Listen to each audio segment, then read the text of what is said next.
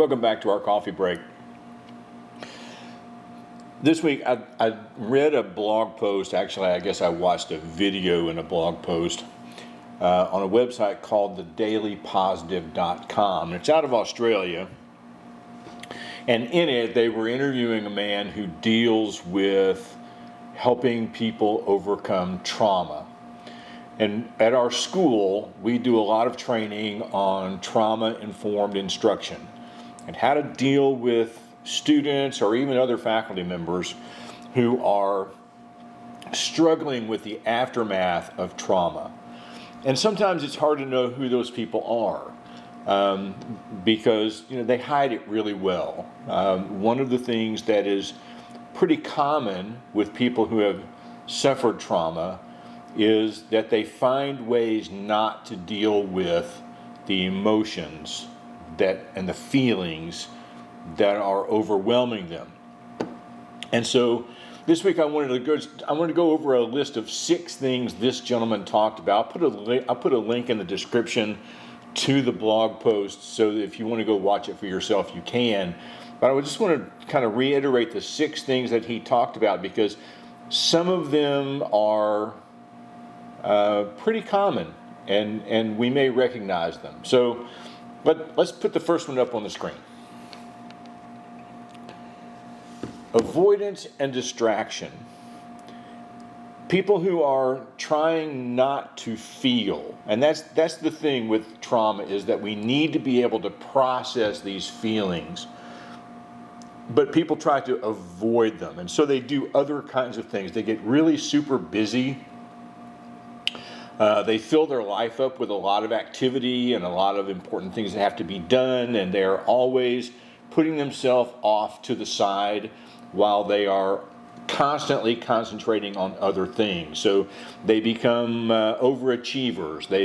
They are constantly embedding themselves in something that needs their attention, anything to avoid or distract themselves from the trauma.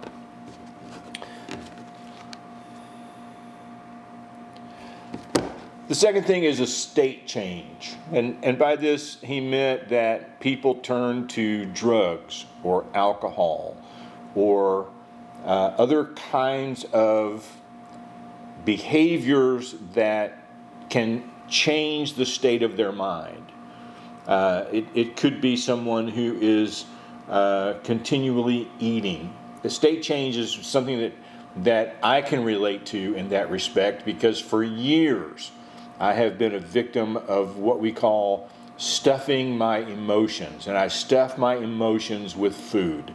It's one of the reasons why I have such a hard time losing weight or maintaining a weight, because when I get super stressed or when things are really bothering me, I will eat until the refrigerator is empty. Some teenagers turn to drugs. We have a problem sometimes with kids who are smoking pot at school or smoking pot before they come to school. And we could just chalk that off as some type of really bad behavior. But in reality, it may be masking a problem that's much deeper. And it may be an attempt by that student to cry out for help, saying, I am really trying my best not to feel at the moment.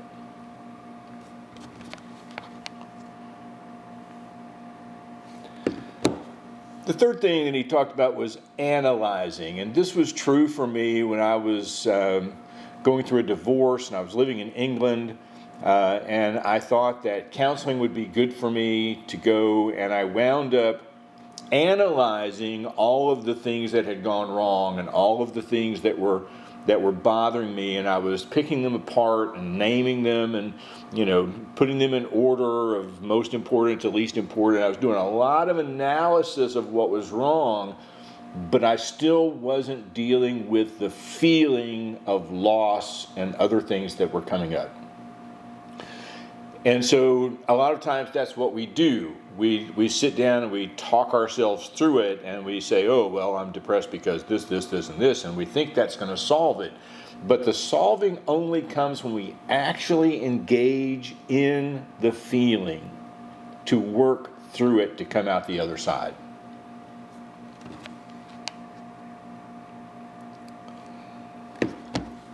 Another escape mechanism is blaming others. Nothing is ever my fault. I didn't finish the homework assignment because. I didn't do this because. I didn't get an A in this class because. It's always the teacher was unfair, or the grading process wasn't right, or the dog ate my homework, or whatever other kinds of excuses we can give. Continually blaming others does us no good with dealing with the emotions and feelings that are going on inside of us.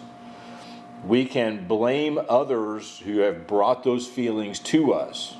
Maybe a parent who abandoned us, or a parent who abused us, or someone in the church who did us wrong, or a teacher who was constantly deriding me and demeaning me, and it made me feel a certain way. But rather than look at how I'm feeling, we just deflect everything off because it's always somebody else's fault, and therefore I have no control, therefore I have no reason to try to do anything any different. So when you see kids in the classroom who are continually blaming other people for their failures or their lack of progress, it could be a sign, not always, but it could be a sign there's a deeper problem there that we need to look at.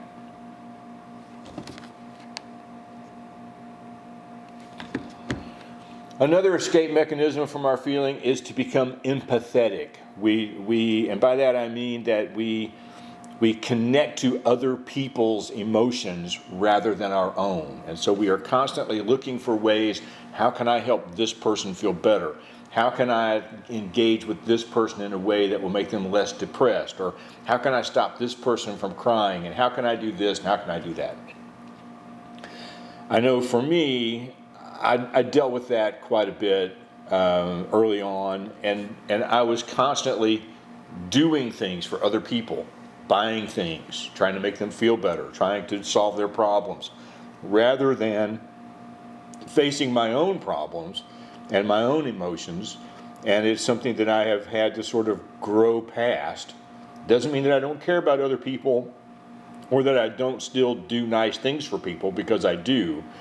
But I'm no longer trying to do that in a way to cover up my own feelings and emotions.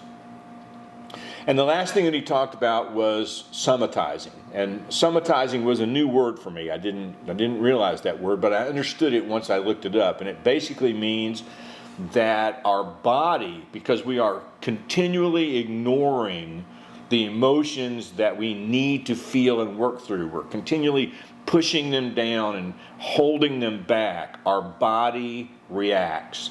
And we get physical problems that occur because we have emotional issues that need to be taken care of. So, and this is not always the case, but occasionally people can get migraine headaches when they're really, really stressed out, and because they're trying their best to hold those emotions in and not process them. They can have stomach problems, ulcers. They get pains in parts of their body. Certain things happen physically that our body is trying to tell us, hey, guess what? It's time to deal with the feelings. How are you feeling? So these are 6 things that I felt was really, really important. And as we look at the kids in our classrooms, or as we look at the children in our homes, what are we seeing? What are the signs? Is there something there that we should be concerned about?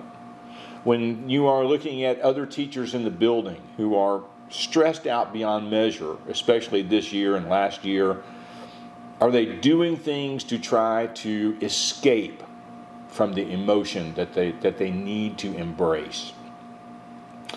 I hope you'll take some of these things to heart, especially for yourself. I know I took a couple of things to heart for myself, things that I know I'm doing and that I need to try to fix by engaging in the feeling instead of trying to avoid it.